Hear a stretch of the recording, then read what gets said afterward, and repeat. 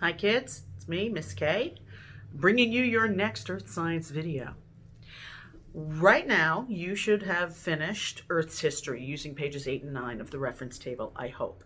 I haven't gotten too many questions from you, which is making me a little nervous. Your Castle Learning assignment is due this Friday, but I'm going to go ahead and make this video and post it. This video is going to hopefully complete Unit 5, which is Earth's history. Now, this unit started with relative and absolute dating or aging. You might recall I'm older relative to you. That's by comparison. You're younger relative to me. But in your reference table that you've just been working on, pages 8 and 9, there are very specific dates in that. For example, how do they know that the dinosaurs went extinct 65.5 million years ago? That's a very specific number. Or how do they know that the origin of the Earth and solar system was 4,600,000,000 years ago? It's really specific. Well, the answer to that is radioactive decay. And I can tell you, of all the things to teach remotely, if I could wish for one thing not to teach remotely, it would be this topic, because it is complicated, not only to teach, but for kids to understand. That's just the way it is. But I'm going to do my best, and I hope you will contact me with questions. Let's just try this, okay?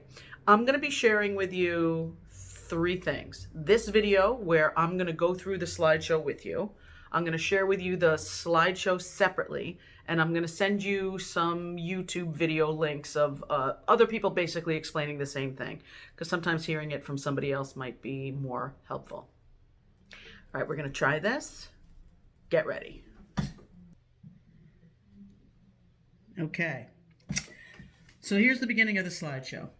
How can we accurately determine the absolute age of rocks and the fossils within them? So as you recall, we were doing, oldest on bottom, youngest on top, superposition, original horizontality, things like that. We can tell relative ages, but there is a way to figure out exactly an absolute age of rocks and, of course, the fossils that we find within them, and it's called radioactive decay. How can it be? Here's the thing. Rocks are naturally radioactive. That is from the Big Bang and cosmic bombardment. Cosmic bombardment. That means particles coming from space are constantly hitting the Earth as we are moving around in space. And so, not only from that mother of all explosions, the Big Bang, did things remain radioactive and particles have some radioactivity, but also just from stuff hitting the Earth and hitting our atmosphere, and then living things breathing in those particles or eating some of those particles through our food, through plants, through animals. So everything has this bit of radioactivity, and that doesn't necessarily mean that they are dangerous. It just means that they are unstable. I'll explain more in a moment. Here's the thing. Every single thing, you, me, this house, your computer, your phone, whatever it is, everything, all things are made out of atoms. Atoms of elements. And atoms are made up of a set number of protons, neutrons, and electrons.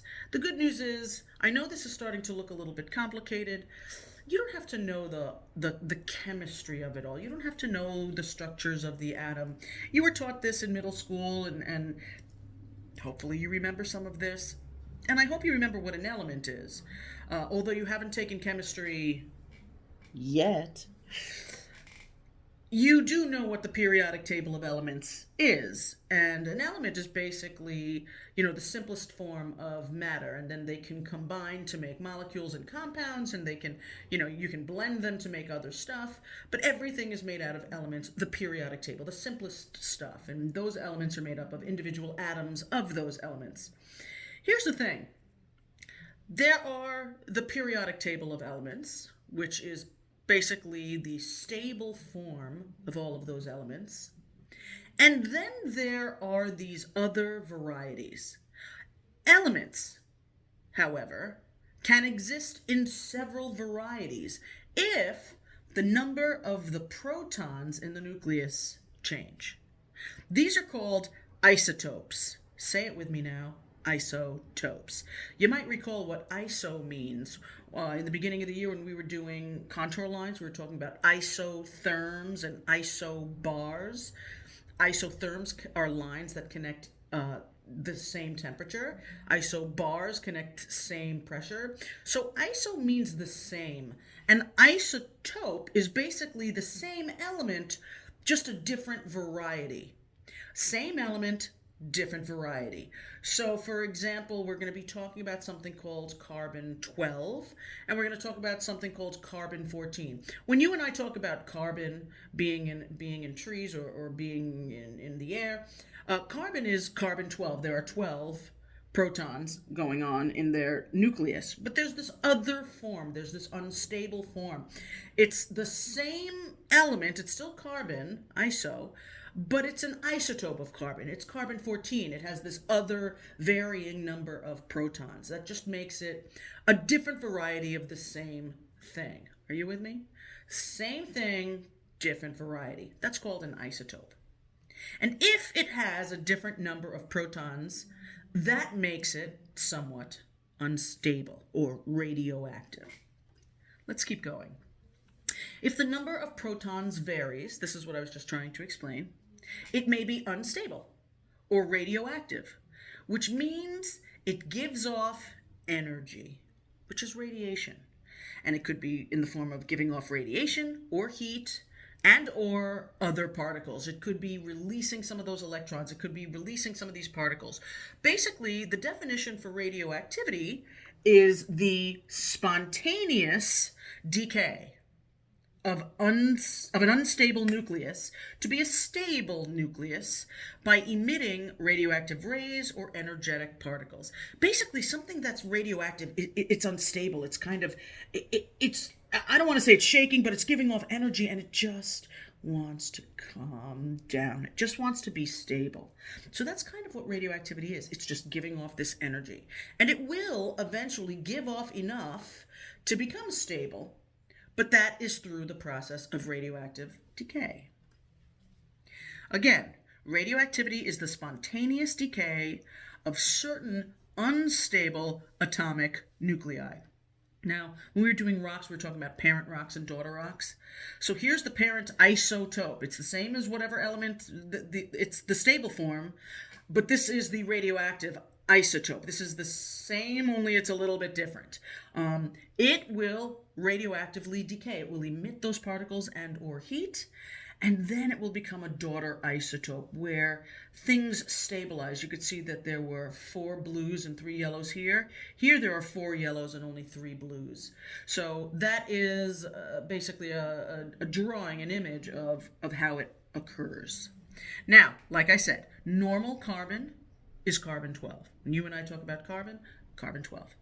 Carbon 14, or C14, is an isotope that will decay into its daughter product, which is nitrogen 14. Carbon, as it decays, turns into something else. It literally will become something else as it gives off those particles.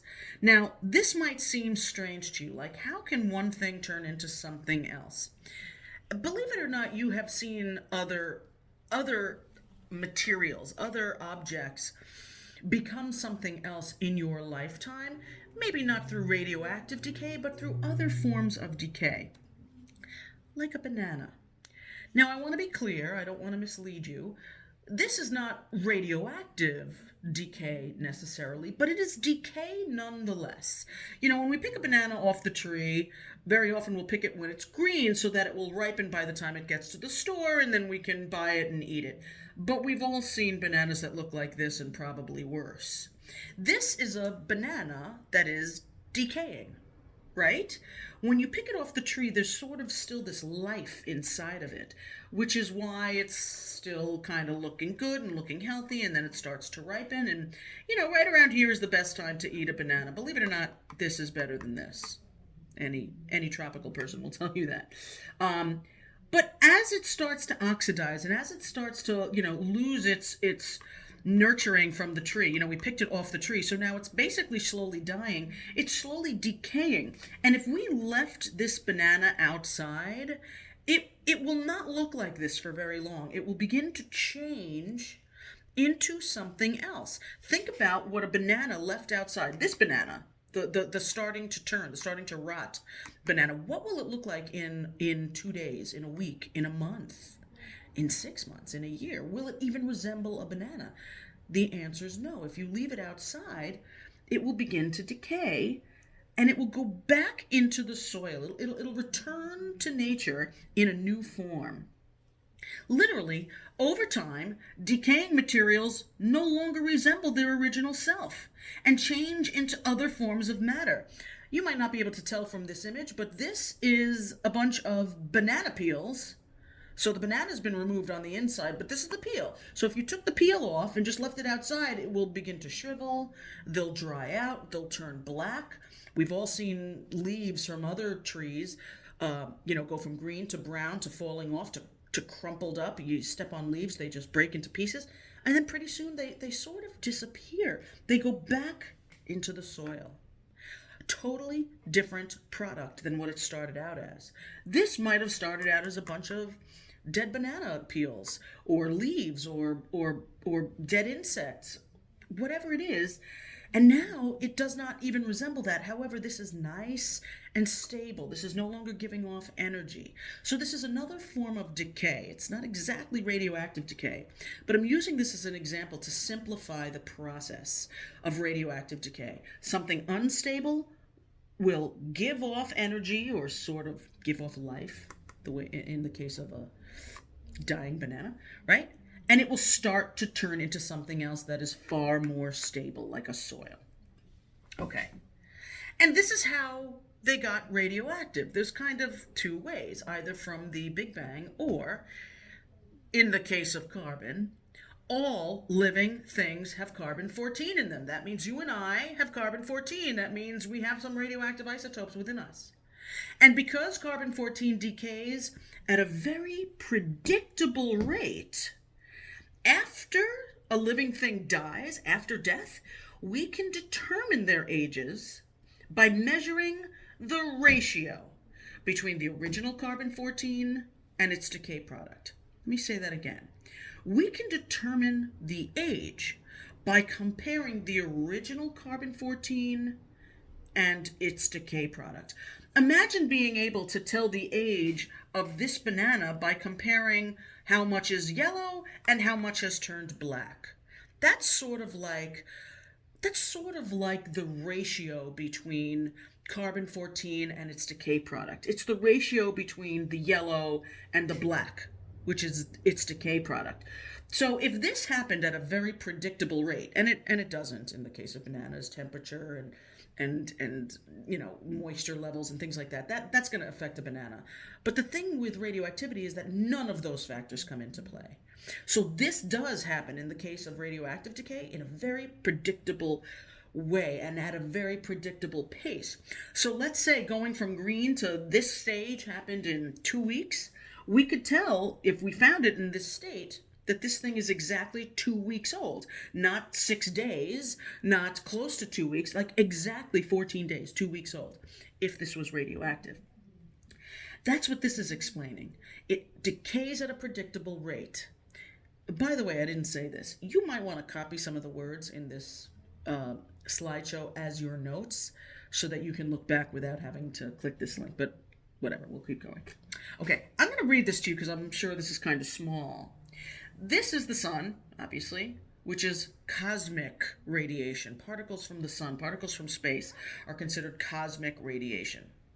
Okay? Cosmic rays enter the Earth's atmosphere and collide with an atom, whatever kind of atom it is. Atoms in our atmosphere, Earthen atmosphere.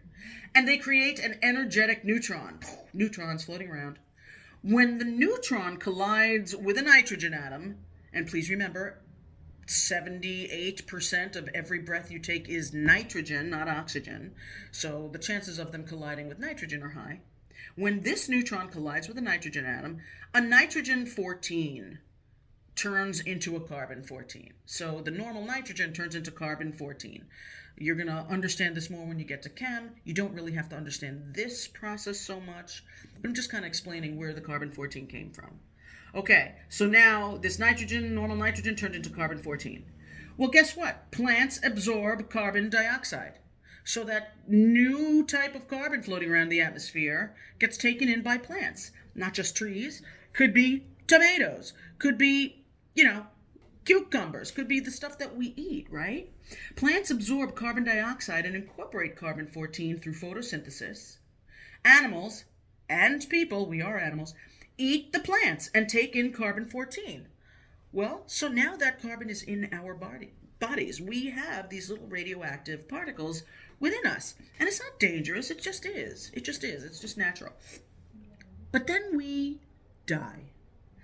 Following death and burial, wood from those plants and trees, or bones from dying animals and people, start to lose their carbon-14.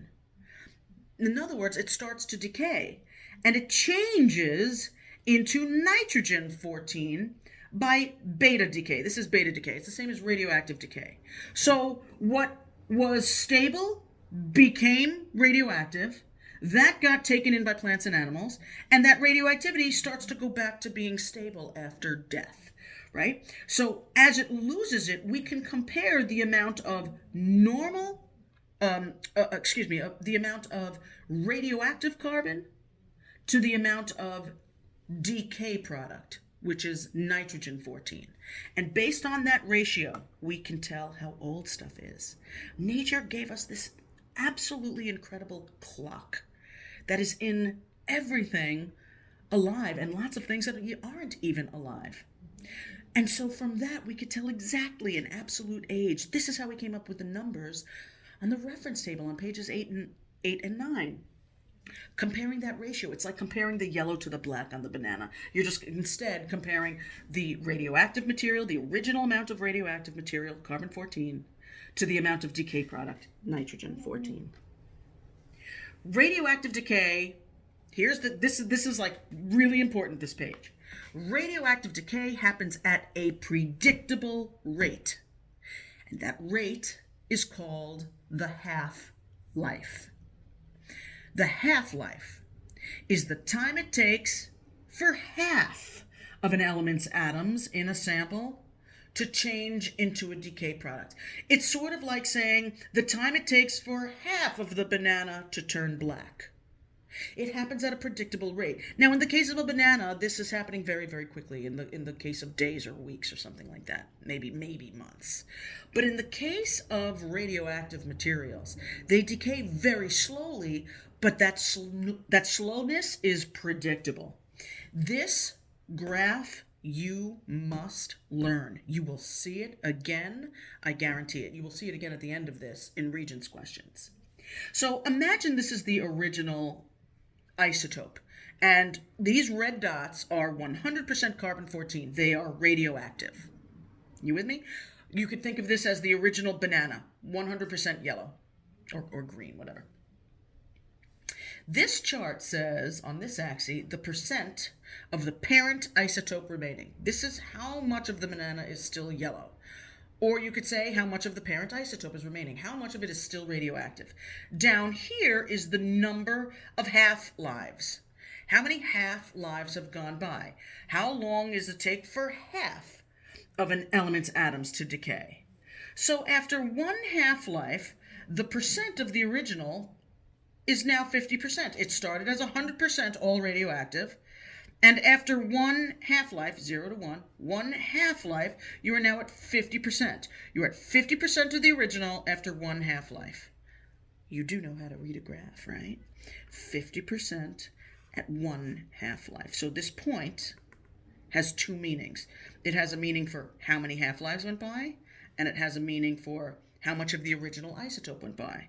Well, after one half-life, there's going to be half left, right? And here it shows how random the process is. So it's not like the top half of this is going to decay and the bottom half is still going to be there, although they'll draw it that way sometimes. What really happens is random elements decay. It's like the banana. It randomly starts to turn black. Okay? After 2 half-lives, half of what was left remains. So 1 half-life, it got down to 50. 50-50, that's half and half. Half normal, half decayed. After the second half-life, another half of what was radioactive is left. In other words, the 100 went to 50%, and the 50% now went down to 25% after 2 half-lives. 100 to 50, that's half. 50 to 25. 25 is half of 50. You with me? 25 is half of 50. So after 1 half-life, you're at 50%. After the next half-life, you're halving what is next. What is left? What is left? So 50 got halved into 25. Well, after 3 half-lives, what's half of 25? 12.5. 12.5. It's right there. So after 3 half-lives, we're now at only 12.5. What's half of 12.5? 6.25. So each half-life, half of what we started with is left. Half of what we started with. 50% is half after 1 half-life. Half of 50 is 25% after 2 half-lives. Half of 25 is 12.5%. Half of 12.5 is 6.25. And so it continues, turning decayed. Went from 100% red to half and half red and gray. Now it's only 25% red and 75% gray.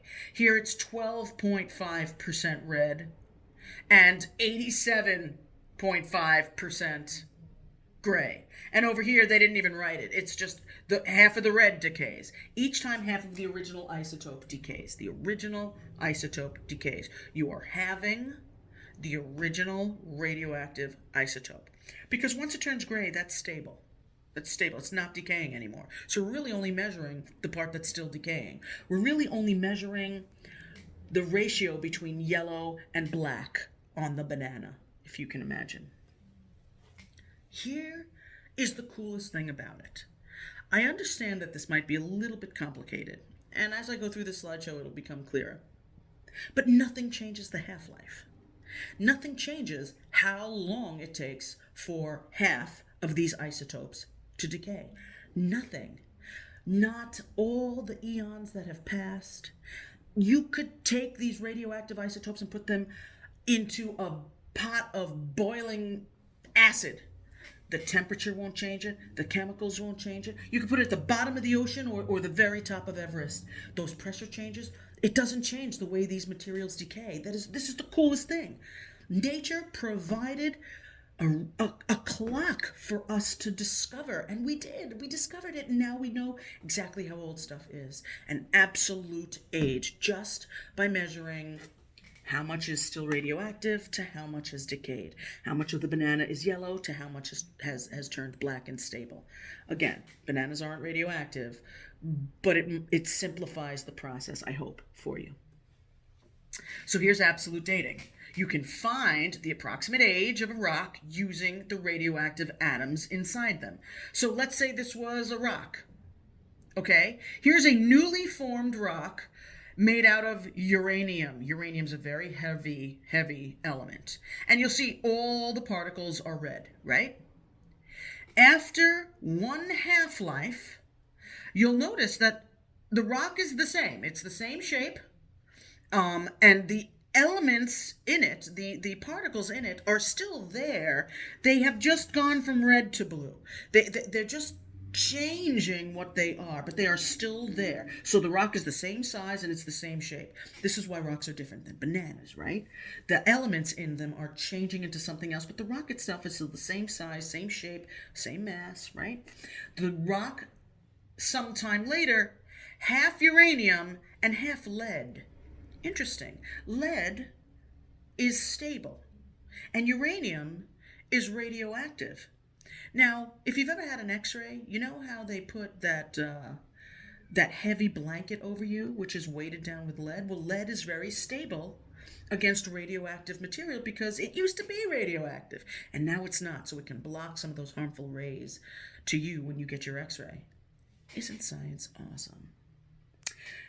Fast forward another half-life. Now, instead of being 50-50, 50% still radioactive, 50% decayed, the 50% that was radioactive has been cut in half. This is why they call it a half-life.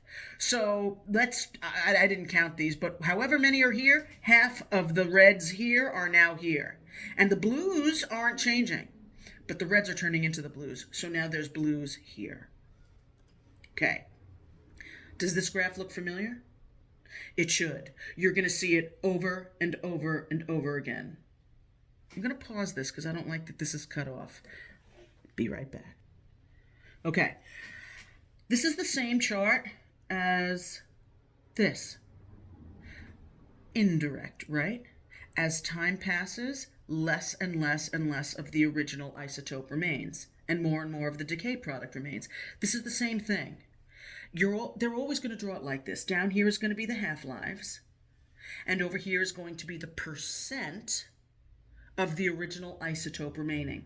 So when we started out at 0 half-lives, no time has passed, the original material was 100% radioactive. It's all gray.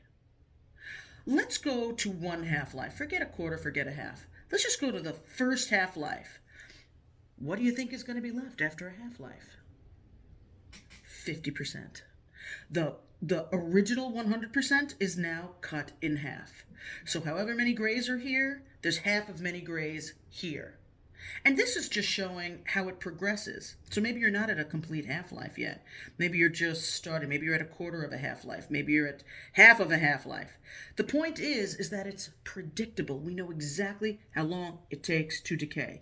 And each time, instead of measuring it from 100% radioactive to 100% decayed, that doesn't help us. We have to see how much of the banana is yellow and how much is black. How much is still radioactive compared to how much decayed. It's the ratio that helps us figure out the age. So, after 1 half-life, we're at 50%.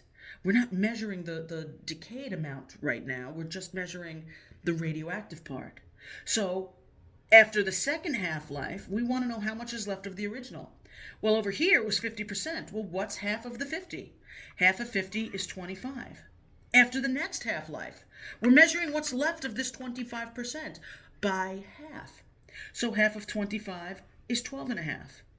That's 3 half-lives. After the next half-life, 6.25.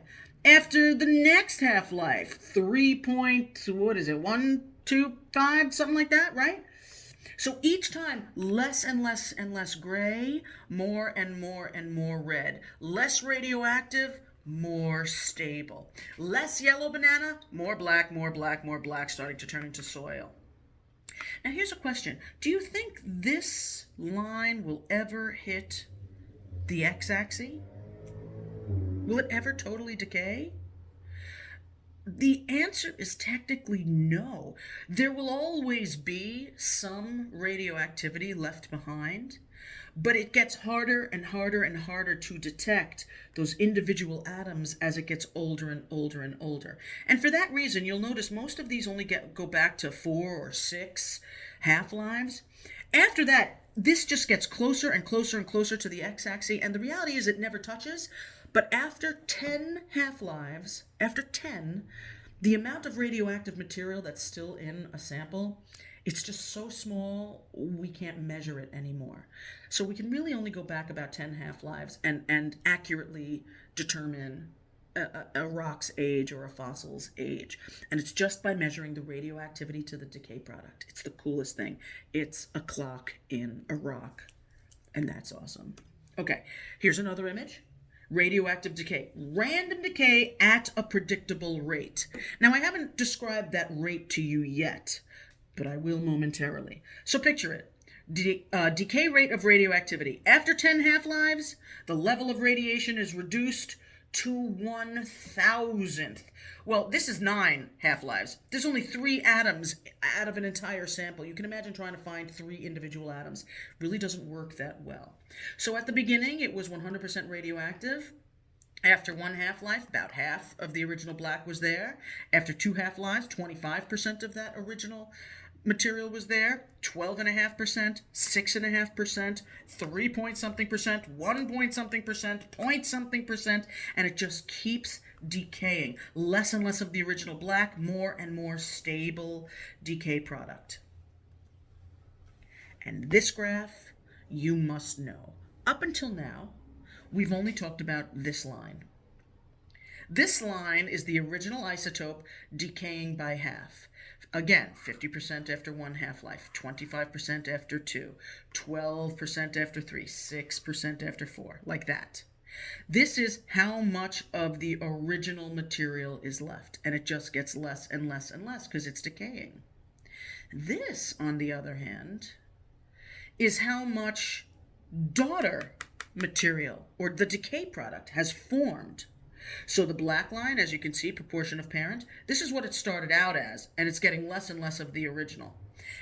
But we're getting more and more and more of the decay product, right? So after 50%, we're at half of the original. At 1 half-life, we're at half of the original. But guess what? Half of the original is also half of the decay product. So after 1 half-life, suddenly you have 50% of this new stable material. After 2 half-lives, you only have half of what we had after the last one, of the original. So we only have 25% of the original. But now we have 75% of the decay product. It always has to add up to 100%, right? It always has to add up to 100%. But if you have half of the original, then you also have half of the decay, 50-50. If you have 25% of the original, but now you have 75% of the decay product. 25 plus 75 equals 100. 25% of the original, 75% of the decay. After 3 half-lives, you have half of whatever was left after the last time. Half of 25 is 12.5. But that's 12.5%. Where's the other 87.5%? Well, right here. That's all decay product. So as time goes on, you have less and less of the original, more and more and more and more of the decay product. Know this chart and hit me up with any questions. And then there's your reference table. And now comes where this gets kind of mind-blowing. Whenever you start on a new chart in the reference table, you start at the top and the sides. And just like most charts in the reference table, start with the column title and then go to the side. So this is called the radioactive decay data chart. And there are lots and lots of radioactive isotopes. However, these are the 4 that we're going to be talking about for purposes of this class. Radioactive isotope. So these are the same elements as other forms of these elements, except these are their radioactive isotope cousins. They have a weird number of protons in them. So there's normal carbon, and then there's carbon-14, which is radioactive. There's normal potassium, which, by the way, is in bananas. Then there's radioactive potassium. There's uranium. And then there's radioactive uranium-238. Don't worry about the number. That's just what it's called. And then there's this wild thing called rubidium-87. There's rubidium, and then there's rubidium-87. Same element. These are the radioactive isotopes. Okay. Do you know what disintegration means? To disintegrate? In the cartoons, they used to shoot people with a disintegration gun, and they would turn to dust. Disintegrate sort of means to decay. What will the banana turn into? What will leaves outside turn into? They will turn into their decay product. And so the arrow over here, I would normally, if we were in class, I would have you write arrow equals will decay into. So the arrow means will decay into. Ready? Carbon-14, and this is how they're going to abbreviate it, C14, will turn into nitrogen-14. Yellow banana will turn into black soil. Carbon-14 will turn into nitrogen-14. Potassium-40 just happens to break down into 2 different decay products. AR is short for argon-40, and Ca, you can look on the back of your reference table, but I'm going to tell you, Ca is calcium. So potassium-40 has 2 decay products, argon-40 and calcium-40. Uranium-238 will always turn into Pb206. That stands for lead. No, it's not peanut butter and jelly. I can hear some of you saying it now. Uranium will disintegrate into lead. And rubidium will turn into something called strontium. This stands for strontium. What is it? I don't know. You'll find out next year in chem. When? Not if you take it. Okay. So this will turn into this. Great. And this is the kicker. Do you remember scientific notation? Now's the time to refresh. This number at the top of the exponent is not how many zeros to add. It is how many places to move the decimal. And this is the half-life in years column. So how long does it take for carbon to turn into nitrogen? And I shouldn't even say that. How long does it take for half of an element's carbon-14 to turn into nitrogen-14? That's just for half of it. Well, it's 5.7 times 10 to the 3. This decimal must be moved 3 times. You're not adding 3 zeros. You're moving the decimal 3 times. So 5.7 becomes 1, 2, 3. And you might want to draw the little loops. I'm going to pause this right now and get a piece of paper to show you what I mean. Okay. I just wrote 5.7 on this piece of paper. I hope you can see it. 5.7 times 10 to the third. Again, this is how many places to move the decimal. So if I rewrite 5.7, put that decimal there. This exponent tells you how many positions to move the decimal. And what I like to do is to draw loops to keep my count. 1, 2, 3. Think of these as little placeholders, especially the ones with nothing in them. This is where you add your zeros. So you're not adding zeros. You're going to add zeros. You're just not going to add whatever number's here. You're going to let the decimal point tell you how many zeros to add. So you move it once, twice, 3 times. So 5.7 times 10 to the third is really 5,700 years. This is how precise. And by the way, this is a roundup. It's actually 5,700 and I think 31 or something like that. 1,000 years. 5,700 years just for half of it. Just for half of this to decay. So imagine if we had a rock that was 100% carbon-14. After one half-life, which is 5,700 years, about half of it will be still radioactive, and about half of it is now going to be nitrogen-14. Here's what I mean. Carbon-14 decays into nitrogen. But this is just one half-life right here. From this to this was 5,700 years. So if we find a rock and it has 50% carbon-14 and 50% nitrogen-14, we know exactly how old it is. It's 5,700 years old. And that is the coolest thing.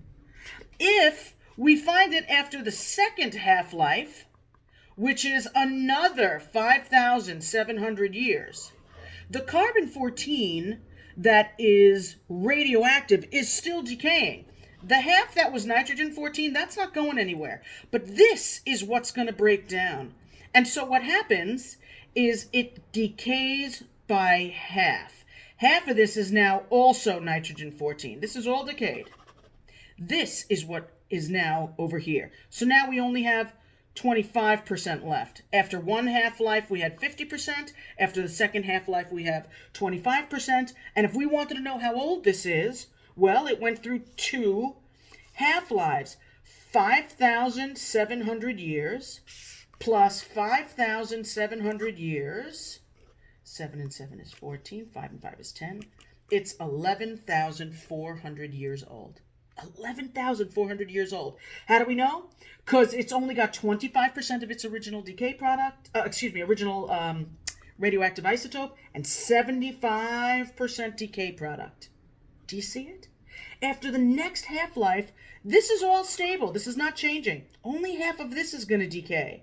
And so if we find it with only 12% carbon and 80-something% nitrogen, we know we just add another 5,700 to this.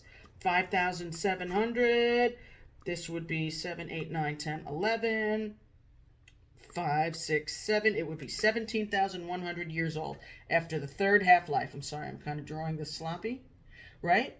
We were here, now we're here. All of this decayed, and only this is carbon-14. So we can tell nothing changes the half-life. Nothing changes the half-life. And in the case of carbon, 5,700 years. That's what this means. And you should write this on your reference table underneath this. 5,700 years, just for half of it to decay. And once you know that rule, it doesn't matter what isotope they start with. You just have to know that nothing changes this half-life. But these numbers get a little crazier because these are times 10 to the 9. 10 to the 9. Again, that is not how many zeros to add. That is how many places to move the decimal. So in the case of potassium, potassium has a half-life of 1.3 times 10 to the 9. Well, how long is that really? Let's count. 1, 2, 3, 4, 5, 6. 7, 8, 9. Now we can go in and fill in our zeros, comma, 0, 0, 0, comma, 0, 0. Well, guess what? This is 1,300,000,000 years. 1,300,000,000 years. That's a long time to get to half. But we know that if we find a rock with 50% potassium, and 50% argon and calcium, it's 1,300,000,000 years old for sure, and nothing changes the half-life. So whether this is 1 half-life or 6 half-lives, if it's 6 half-lives, it's this number times 6. If it's just 1 half-life, then it's this number. But however many half-lives, you just multiply it by the length of a half-life. In the case of uranium, this is not 4.5 times 10 to the 9. This is 4,500,000,000. And you should put a star next to uranium and a star next to carbon. Here's why. They're going to ask you more about those two than about potassium and rubidium. Let me say this again. 4,500,000,000. That number should sound kind of familiar. It's awfully close to another number that we've spoken about in class. 4,500,000,000?